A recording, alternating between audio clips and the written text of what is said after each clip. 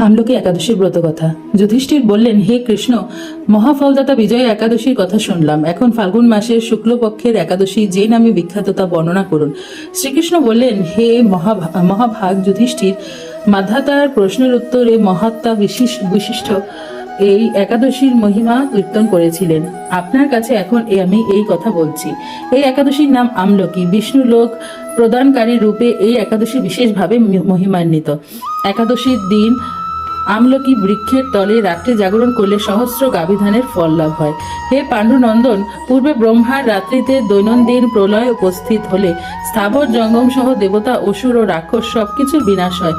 তখন ভগবান এই কারণ সমুদ্রে অবস্থান করেন। তার মুখপদ্ম থেকে চন্দ্রবর্ণের এক বিন্দু জল ভূমিতে পড়ে। এই জলবিন্দু থেকে একটি বিশাল আমলকি বৃক্ষ উৎপন্ন হয়। এই বৃক্ষের স্মরণ মাত্র গোদানের ফল দর্শনে তাহার দ্বিগুণ এবং তার ফলাভক্ষণে তিনগুণ ফল লাভ হয়। এই বৃক্ষে ব্রহ্মা, বিষ্ণু ও মহেশ্বর সর্বদা অবস্থান করেন। এর প্রতিটি শাখা প্রশাখা ও পাতায় ঋষি, দেবতা ও প্রজাপতিগণ বাস করেন। এই বৃক্ষকে সমস্ত বৃক্ষের আদি বলা হয় এবং তা পরম বৈষ্ণব রূপে বিখ্যাত। অতএব এই শ্রেষ্ঠ ব্রত সকলেরই পালনীয়। এখন এই ব্রতের একটি অদ্ভুত ইতিহাস আপনার কাছে বর্ণনা করছি। প্রাচীনকালে বৈদিশ নামে এক প্রসিদ্ধ নগর ছিল। এই নগরে চিত্ররথ নামে এক রাজা রাজত্ব করতেন। চন্দ্রবংশীয় পার্শ্ববিন্দুক রাজা পুত্র রূপে তিনি জন্মগ্রহণ করেন। তিনি অত্যন্ত শক্তিমান ও ঐশ্বর্যশালী ছিলেন। শাস্ত্রজ্ঞানেও তিনি ছিলেন সুনিপুণ। তার রাজ্যের সর্বত্রই মনোরম আনন্দপূর্ণ এক দিব্য পরিবেশ লক্ষ্য করা যেত। প্রজারা ছিলেন বিষ্ণুভক্তি পরায়ণ, সকলেই একাদশী ব্রত পালন করতেন। তার রাজ্যে কোনো অভাব অমঙ্গল ছিল না। এইভাবে প্রজাদের নিয়ে রাজা চৈত্ররথ সুখে দিন যাপন করতে থাকেন। একসময় ফাল্গুনী শুক্লপক্ষের দ্বাদশী যুক্তা আমলকি একাদশী তিথি সমাগত হওয়ায় রাজ্যের সকলে এই ব্রত পালনের সংকল্প করলেন।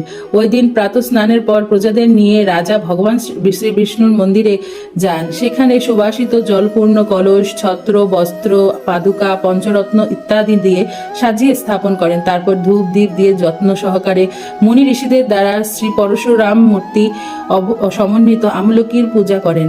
হে পরশুরাম, হে রেণুকার সুখবর্ধক, হে ধাত্রী, হে পাপ বিনাশিনী আমলকি, তোমাকে প্রণাম। আমার অর্ঘ্যজল গ্রহণ করো। এইভাবে তিনি যথাবিধি পূজা, স্তব, স্তুতি, নৃত্যগীতি করে রাজা ভক্তি ভরে সেই বিষ্ণু মন্দিরে রাত্রি জাগরণ করতে লাগলেন। এমন সময় দৈবযোগে একটি ব্যাধ সেখানে উপস্থিত হয়। পূজার সামগ্রী সহ বহু ব্যক্তিকে এখানে রাত্রি জাগরণ করতে দেখে সে কৌতূহলাক্রান্ত হলো। সে ভাবল, এসব কি ব্যাপার? বিষ্ণু মন্দিরে প্রবেশ করে সে বসে পড়ল। কলসের উপরে স্থাপিত বিষ্ণু মূর্তি দর্শন করলো। ভগবান বিষ্ণু এবং একাদশীর মাহাত্ম্য সে মনোযোগ দিয়ে শুনল। সারাদিন ওই ব্যাধ কিছুই আহার করেনি।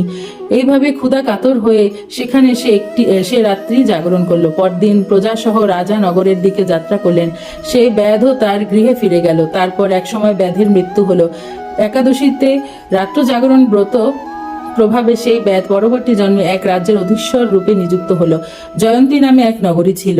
সেখানে বিদুরথ নামে এক রাজা বাস করতেন। ওই ব্যাধ বিদুরথ রাজার মহাবলী পুত্র রূপে জন্মগ্রহণ করেন। তার নাম হয় বসুরথ।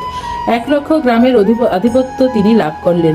তিনি ছিলেন সূর্যের মতো তেজস্বী, চন্দ্রের মতো কান্তিমান ও পৃথিবীর মতো ক্ষমাশীল। তিনি সদ্গুণে ভূষিত বসুরথ পরম বিষ্ণু ভক্তি পরায়ণ হন। এই মহাদাতা রাজা একবার শিকার করতে গিয়ে পথ ভুলে যান। গভীর জঙ্গলের মধ্যে ক্ষুধায় পীড়িত হয়ে তিনি ক্লান্তিবশত শুয়ে পড়েন। এমন সময় কতগুলি পর্বত বিনাশী ম্লেচ্ছ রাজার কাছে এসে নানাভাবে উৎপীড়ন করতে থাকেন। রাজাকে তাদের শত্রু মনে করে তারা তাকে হত্যা করতে চেষ্টা করেন। পূর্বে এই রাজা আমাদের পিতা মাতা, পুত্র পৌত্র সবাইকে মেরে ফেলেছে, আমাদের গৃহ ছাড়া করেছেন। এইরকম বলতে বলতে ম্লেচ্ছরা রাজাকে হত্যা করতে উদ্যত হয়। তারা বিভিন্ন অস্ত্র শস্ত্রে তাকে আঘাত করতে থাকে, কিন্তু আশ্চর্যের বিষয় তাদের সকল প্রচেষ্টা ব্যর্থ হয়। রাজার কোনো ক্ষতি তারা সাধন করতে পারেনি। তখন রাজার শরীর থেকে নানা অলঙ্কারে বিভূষিতা এক পরমা সুন্দরী স্ত্রী মূর্তি আবির্ভূতা হন। মহাশক্তি ধারিণী এই নারী অল্প সময়ের মধ্যেই সকল পাপী ম্লেচ্ছকে নিধন করল। রাজার নিদ্রাভঙ্গ হলো। এই ভয়ানক হত্যাকাণ্ড দেখে রাজা অত্যন্ত বিস্মিত হলেন। তিনি বলতে লাগলেন, আহা, আমার শত্রুদের হত্যা করে কে আমার প্রাণ রক্ষা করলো? এমন কৃপালু কে আছে? আমি তার প্রতি আমার কৃতজ্ঞতা প্রকাশ করছি। এমন সময়ে দৈববাণী হলো, ভগবান কেশব ব্যতীত শরণাগতকে রক্ষা করবার আর কে আছে? তিনি শরণাগত পালক। দৈববাণী শুনে তিনি ভক্তিযুক্ত চিত্তে গৃহে ফিরে এলেন। তারপর প্রজাসহ মহাসুখে ইন্দ্রের মতো নিষ্কণ্ঠক রাজ্য ভোগ করতে লাগলেন। বশিষ্ঠ বললেন, হে রাজন, যে মানুষ এই পরম উত্তম আমলকি একাদশী ব্রত পালন করেন তিনি নিঃসন্দেহে বিষ্ণুলোক প্রাপ্ত হন। হরে কৃষ্ণ।